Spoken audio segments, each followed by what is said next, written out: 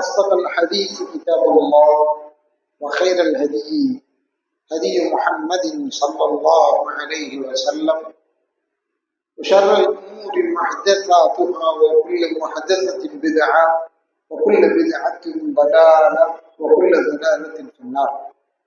قد قال تبارك وتعالى: أعوذ بالله من الشيطان الرجيم بسم الله الرحمن الرحيم.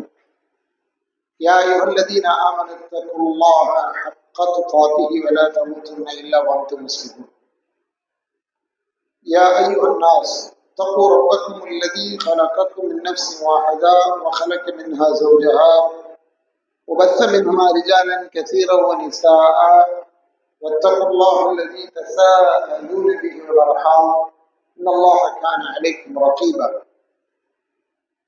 يا أيها الذين آمنوا اتقوا الله وقولوا قولا سديدا يصلح لكم أعمالكم ويغفر لكم ذنوبكم ومن يطع الله ورسوله فقد فاز فوزا عظيما. وقال تعالى: يسألونك عن الخمر والميسر قل فيهما إثم كبير ومنافع للناس وإثمهما أكبر من نفعهما. اللهم صل على محمد وعلى آل محمد كما صليت على إبراهيم وعلى آل إبراهيم إنك حميد مجيد. اللهم بارك على محمد وعلى آل محمد كما باركت على إبراهيم وعلى آل إبراهيم في العالمين إنك حميد مجيد.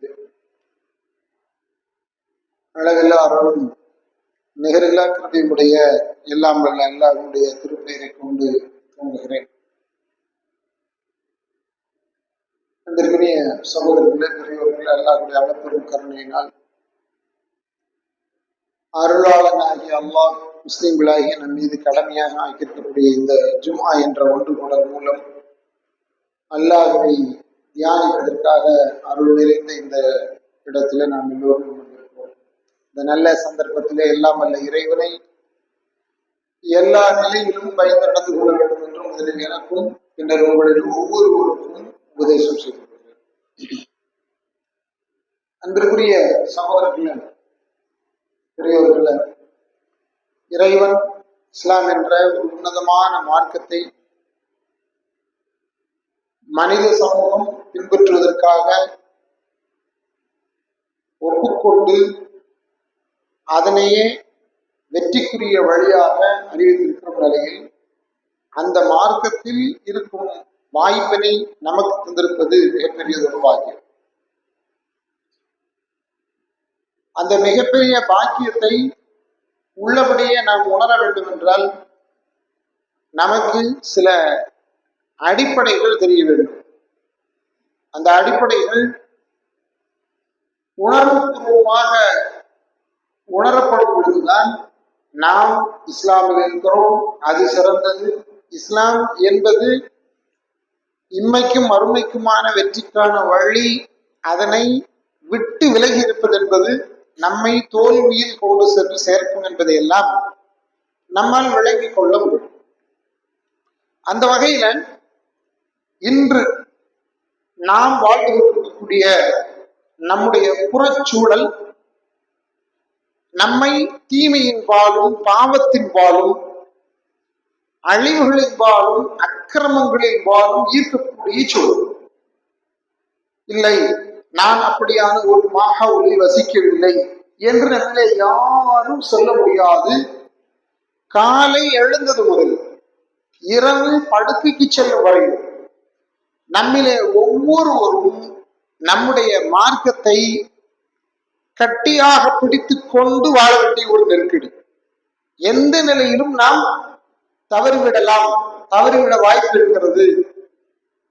பெருமானார் சொன்னது போன்று செருப்பின் வார அளவிற்கு சொர்க்கமும் நரகமும் உங்களுக்கு நெருக்கமாக இருக்கிறது என்று சொன்னார்களே, அந்த அளவிற்கு சொர்க்கத்திற்கான வழியை எப்படி தேர்ந்தெடுத்து வாழப்போகிறோம் அல்லது எவ்வளவு இலகுவாக நரகத்தின் பிடியில் நாம் சிக்கிக் கொள்ளப் போகிறோம் என்ற நெருக்கடியில் இருக்கும்.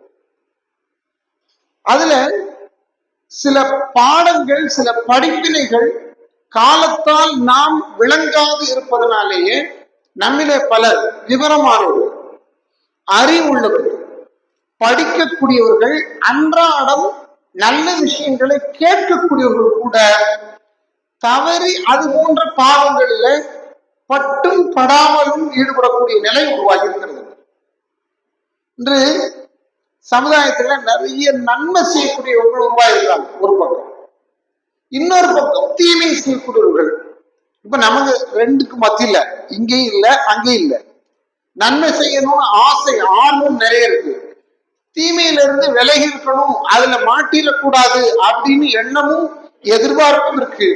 ஆனா அதே நேரத்துல அவருடைய வழிமுறை எது அப்படின்னு தெரியாத பல சூழல்கள்ல நாமே விரும்பாது தீமையை நாம விரும்புறது இல்லை, தீமையை நாம ஆதரிக்கிறது இல்லை, தீமையின்பால் செல்லக்கூடியவர்களையும் நாம் ஆதரிப்பதில்லை. ஆனாலும் நம்மை தெரியாமலேயே அது நம்மை நாசத்துக்காக நாசப்படுகிறது.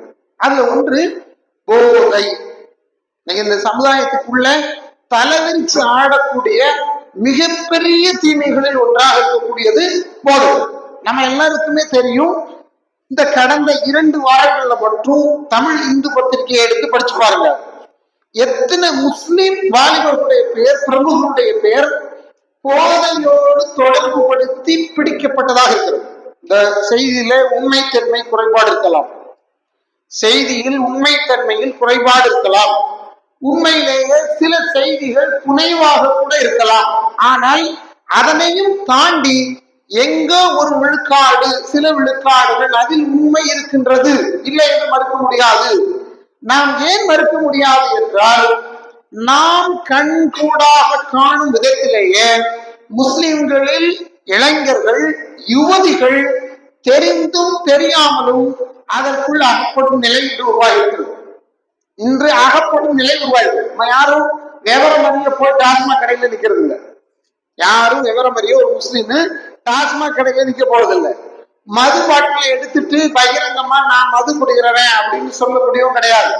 மாஷா அல்லாஹ், ஒரு காலத்துல இருந்து இந்த பண்பாடும் கலாச்சாரமும் இந்த சமுதாயத்தில விழுமியதாக காக்கப்பட்டுக் கொண்டுதான் வருகிறது. ஆனால் போதை, நான் சொல்வது பொதுவான வார்த்தையில் சொல்கிறேன், போதை மது மாத்திரமல்ல, மது அல்லாத போதைகளும் மிக இலகுவாக இந்த சமுதாயத்தில், குறிப்பாக பெரியவர்களை, விவரமானவர்களை தாக்காது, இளையவர்களை, யுவதிகளை தாக்கி கொஞ்சம் கொஞ்சமாக செல்லரித்துக் கொண்டிருக்கிறது. கொஞ்சம் கொஞ்சமாக செல்லரித்துக் கொண்டிருக்கிறது. ஒரு சமுதாயத்துக்குள்ள போதைய மெதுவா உள்ள கொண்டு வந்துட்டா அதுக்கப்புறம் ஒவ்வொரு தீமைகளையா உள்ள கொண்டு வந்துடலாம். காரணம் என்னன்னா, பாவங்களின் தாய் என்று சொல்லலாம், அழிச்சாட்டியங்களின் தாய் என்று சொல்லலாம். அப்படி சொல்லக்கூடிய போதை இஸ்லாமால் ஒழிக்கப்பட்டது. இது வரலாறு, இது வரலாறு. நம்ம எனக்கு வரலாறு சொல்லும்போது ரொம்ப சந்தோஷமா இருக்கும், ஆர்வமா ஈடுபாடா கேட்போம். எங்க முன்னோர்கள் இருக்கிறாங்களே, சஹாபாக்கள் இருக்கிறாங்களே, அவங்க செய்த தியாகம் இருக்க, அவங்க எப்படியான ஆட்கள் தெரியுமா அப்படின்னு சொல்லும் போது நம்ம எல்லாருக்குமே ஒரு ஆர்வமும் ஈடுபாடும் இருக்கும். ஆனா அவங்க எந்த இடத்துல அந்த இடத்துக்கு வந்தாங்க அப்படிங்கறத நம்ம கொஞ்சம் யோசிக்கணும். இஸ்லாம் போதையை ஒழித்தது. இஸ்லாம் போதையை ஒழித்ததுனால் மதீனா நகரில மதுவார் ஓடியது அல்லாஹ்வுடைய வசனத்தை சொல்லும் போது அப்படின்னு சொல்லும் போது பாருங்க, இஸ்லாம் மதுவை ஒழித்திருக்கிறது, இஸ்லாம் போதையை ஒழித்திருக்கிறது அப்படின்னு சொல்லும்போது ஒரு சந்தோஷம், அப்படின்னு சொல்லும்போது சந்தோஷம். மற்ற சிலர் அதற்காக களம் காணும் பொழுது அவர்களை விட அதனை ஒழிக்கும் ப்ராஜெக்ட் எங்கள்கிட்ட தான் இருக்கு, இஸ்லாம் ஒழிச்ச மாதிரி உலகத்துல வேற யாரும் ஒழிக்கல, அது எங்களாலதான் ஒழிக்க முடியும் அப்படின்னு சொல்லும் போது அப்படி சொல்லுவதில் ஒரு புலங்காயிடும் சந்தோஷம். அல்ஹம்துலில்லாஹ், நல்ல விஷயம் தான். ஆனா எப்படி நடந்துச்சுன்னு தெரியணும்ல, எப்படி ஆட்கள் உருவானதனால் அது சாத்தியப்பட்டது அப்படின்னு தெரியணும்ல. அப்படியான ஆட்களாக இன்று முஸ்லிம் சமுதாயம் இருக்கிறதா இல்லையா என்பது தெரியணுமா இல்லையா? நாம் கொஞ்சம் அதனை யோசிக்க கடமைப்பட்டிருக்கிறோம். ஒரு நாள் அலி இப்னு அபீ தாலிப் ரலியல்லாஹு அன்ஹு, யார் அவரு? அல்லாஹ்வுடைய பிரித்தினுடைய ஈர கொலை ஃபாத்திமா அம்மா, அவங்கள கல்யாணம் பண்ண மருமகன் உறவு முறை. இந்த சம்பவம் நடைபெறும் பொழுது இமாம் புகாரி ரிவாயத் செய்கிறார். அந்த சம்பவம் நடைபெறும் பொழுது ஒரு மருமகன் கல்யாணம் பண்ணியிருக்கிறாரு. புது மன தம்பதிகள் தடைய விவாதத்தை அனுபவிக்க தூங்கும் நாட்கள். அவர் எல்லாருக்கும் கூட்டி விருந்து வைக்கணும். காவியங்கள், மதீனாவிற்கு வந்த விதேசிகள் இவர்கள் எல்லோரும் மதீனாவின் சுதேசிகள் அல்ல. அங்கே அவர்களுக்கு ஆண்டு அறிவித்து காலத்தில் உருவாக்கப்பட்ட சொத்துக்கள் எதுவும் கிடையாது. புதுசா குடியேறிய குடியேறிகள். யார்? முஹம்மது பின் அப்துல்லாஹ் ஸல்லல்லாஹு அலைஹி வஸல்லம் அவர்கள் துவக்கம் அவர்களோடு மக்காவிலே இருந்து புலம்பெயர்ந்து வந்து மதீனாவிலே ஹிஜ்ரத் செய்த முஹாஜிர்களாக இருக்கும் அவ்வளவு பேருக்கும் எந்த சொத்தும் கிடையாது, சொகமும் கிடையாது. இப்பதான் கொஞ்சம் கொஞ்சமா உருவாகிக்கிட்டு இருக்கிறாங்க மதீனால. இந்த டைம் அவருக்கு கிடைச்ச ஒரு நல்ல வாய்ப்பு. பத்ரின் போது வருஷம் பத்ரில கலந்துக்கிறார். பத்ரில நபிஸல்லல்லாஹு அவங்க கனிமத் பொருட்களாக ஒவ்வொருவருக்கும் ஒவ்வொன்றை கொடுக்குறாங்க. அதுல ஒரு ஒட்டகத்தை கொடுத்தாங்க. ஒரு ஒட்டகத்தை ரசூலுல்லாஹி கனிமத் பொருளை கொடுத்தாங்க. இது பொதுவாக அவருக்கு சேரும் ஒரு பங்கு. அது அல்லாது நாயகம் தன் பங்கிற்கு தனக்கு வந்த கையில இருந்து ஒரு ஒட்டகத்தை கையில் கொடுத்துருக்காங்க. ரெண்டுமே கழட்டு விட்டது. வயசானது, அன்னைக்கு பிடிச்சு கிடைச்சதுல வயசானது. இவர் என்ன பிளான் வச்சிருந்தார் அப்படின்னா, இந்த 2 ஒட்டகத்தையும் சந்ததிக்கு கொண்டு போய் விற்று அதன் மூலம் வரும் அந்த தொகையை கொண்டு மதீனாவில் தன்னோடு இருக்கக்கூடிய முஸ்லிம் சகோதர சகோதரிகளுக்கு விருந்து வைக்கணும், வலிமா கொடுக்கணும் பிளான் வச்சிருந்தார். ஆனா ஹம்சா அப்துல் முத்தலிப் யார் இவரு? அவருக்கு ஒரு வகையில சாச்சா. அப்துல் முத்தலிபுக்கு ஒரு வகையில அவர் சாச்சா முறை. இவர் அந்த ஒட்டகத்தினுடைய திமிழை அறுக்கிறார். யார் அறுக்கிறார்? ஹம்சா இப்னு முத்தலிப் ஒட்டகத்தின் திமிழை அறுக்கிறார். ஒட்டகத்தின் அழகும் ஒட்டகத்துக்கு மதிப்பும் கொடுக்கக்கூடிய மிக முக்கியமானது அதுதான். ஒட்டகத்தின் திமிழை அறுக்கிறார். அதே போன்று வயிற்றின் பகுதிகளை எல்லாம் கீழ் விடுகிறார். ஒட்டகம் குற்றுயிரும் குலையுருமாக மாறுகிறது. இதனை வந்து அலி இப்னு அபீ தாலிப் பார்க்கிறார். பார்த்த உடனே அவரால் அதை சகிச்சுக்க முடியல, அழுறார். கண்ணீர் முடியல. என்ன பிரச்சனை வந்தாலும் நேர யார்கிட்ட தான் போய் முறையிடணும், அதிகாரிக்கு தான் முறையிடணும். அன்னைக்கு மதீனாவுடைய அரசர் முகமது அப்துல்லாஹ் ஸல்லல்லாஹு அலைஹி வஸல்லம் ரசூலுல்லாஹி அவங்க தான் ஆட்சியாளர். நேரம் வந்து முறையிடர் நாயகம் நீங்க பாருங்க அப்படின்னு சம்பவம் நடந்துச்சு. வா அப்படின்னு கூப்பிடுறாங்க. கூட இன்னொரு நபி தோழரை கூப்பிட்டு 3 பேருமாக ஹம்சா எங்கே இருக்கிறார்கள் தேடுகிறார்கள். ஹம்சா மதீனத்து வீதிகளிலே ஒரு அன்சாரி தோழருடைய வீட்டுல ஒரு மது அருந்தி களியாட்டம் நடத்தும் ஒரு அமர்வுலே வந்திருக்கிறார். எல்லாம் சேர்ந்து மொத்தமா உட்காந்து குடிச்சு கும்மாளம் போட்டுட்டு இருக்காங்க. இமாம் புகாரி பதிவு செய்யறாரு. வந்திருக்கிறவர்களே இதை பாக்குறாங்க. அவர்கிட்ட போய் கேட்கிறாங்க. அவரு ஒரு போதையில உச்ச நிலையில இருக்கிறவன் எப்படி இந்த ஹதீஸ ரிவாயத் செய்து சொல்றாரு, எப்படி பாப்பானா அதே மாதிரி பாக்குறாரு. முதல்ல காலை பார்த்தாரு, அப்புறம் வயிற்ற பார்த்தாரு, அப்புறம் நெஞ்ச பார்த்தாரு, அப்புறம் ஏத்தி முகமது முகத்தை பார்த்தாரு. நீங்கெல்லாம் எங்க வாப்பக்கு அடிமை மாதிரி இருந்தவங்களாச்சே அப்படின்னு சொல்றாரு. அவருக்கு ஒரு கட்டத்துக்கு மேல என்ன சொல்லணும் தெரியல. ஏன்னா மண்டையில அது ஏறிச்சுன்னா, மதி மயங்கிருச்சுன்னா, ஒரு மனுஷனுடைய மதிய அது கையகப்படுத்திடுச்சுன்னா எதுனாலும் பேசுவோம். அரபுல ஹம்ர் அப்படிங்கிற வார்த்தையை தான் பயன்படுத்துறாங்க மதுவிற்கு. ஹம்ர் அப்படின்னா அல்லது ஒரு மனிதனுடைய அறிவுக்கு எது தாவணி போடுவோம், ஹிமார் அப்படின்னு தாவணின்னு இருக்கும், மூடி போடுவோம், அதெல்லாம் ஹம்ர். ரசூலுல்லாஹி ரொம்ப அழகான வார்த்தையில சொன்னாங்க. அல்லாஹ்வுடைய தூதர் அவரு உலகத்திற்கே செய்தி சொல்ல வந்த ஆசான். அவருக்கு முன்னால ஒருத்தர் அப்படி சொல்லி இருக்க முடியாது, அவருக்கு பின்னால ஒருத்தர் அப்படி சொல்ல வர்றதுக்கு இல்லை. அப்படி சொன்னேன் அல்லாஹ்வுடைய தூதர் ஸல்லல்லாஹு அலைஹி வஸல்லம். குல் முஸ்கராத்தின் ஹராம்.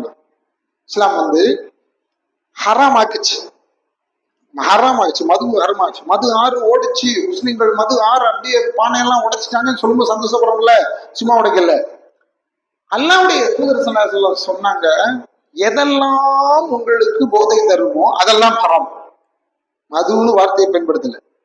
எதெல்லாம் போதை தரும் வஸ்தாக இருக்குமோ அது அனைத்தும் மதுவாகத்தான் இருக்க முடியும்.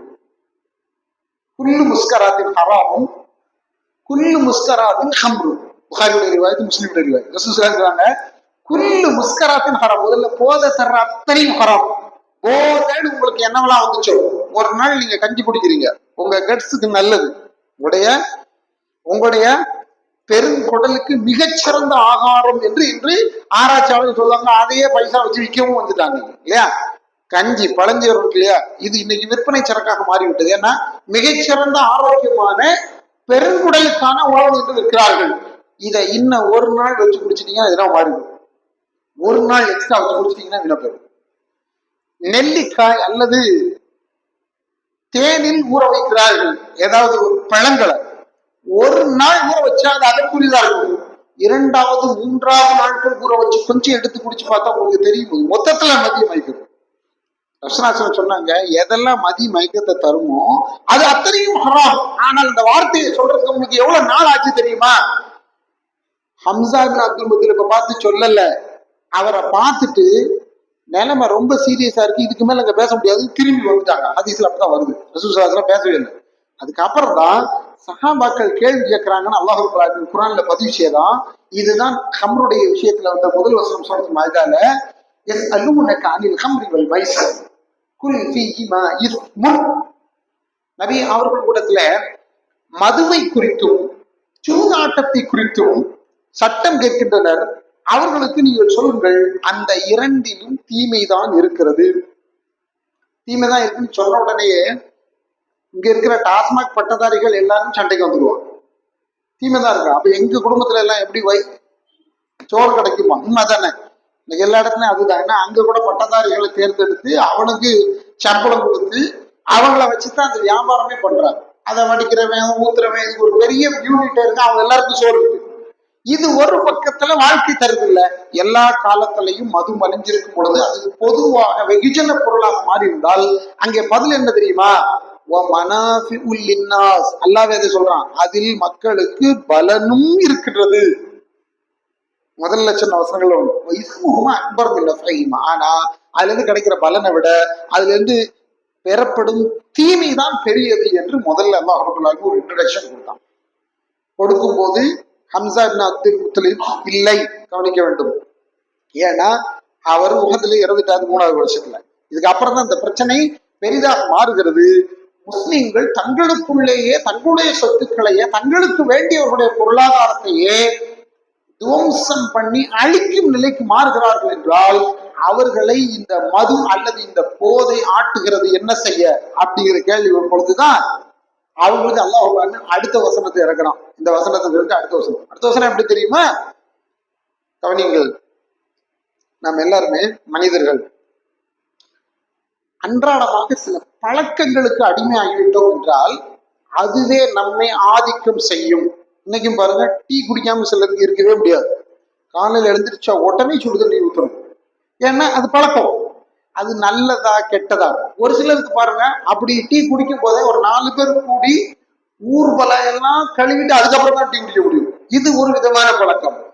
ஒரு சிலர் இங்க இருந்து ஒரு குறிப்பிட்ட இடத்துக்கு பயணிச்சு அவன் கடையில போய் குடிச்சாதான் நல்லா இருக்கும். அது இப்படி நீங்க, நான் சொல்றது சின்ன சிம்பிளான உதாரணம் சொல்றேன். நீங்க எதையும் பொறுத்து பார்க்கலாம். அத்தனையும் சரி, ஒரு நாளுக்கு பின் ஒரு நாள், ஒரு நாளுக்கு பின் ஒரு நாள் ஒரு காரியத்தில் தொடர்ச்சியாக பழக்கம் ஏற்படும் பொழுது அது நம்மை மயக்கி ஒரு இடத்தில் இருக்கும் என்றால்,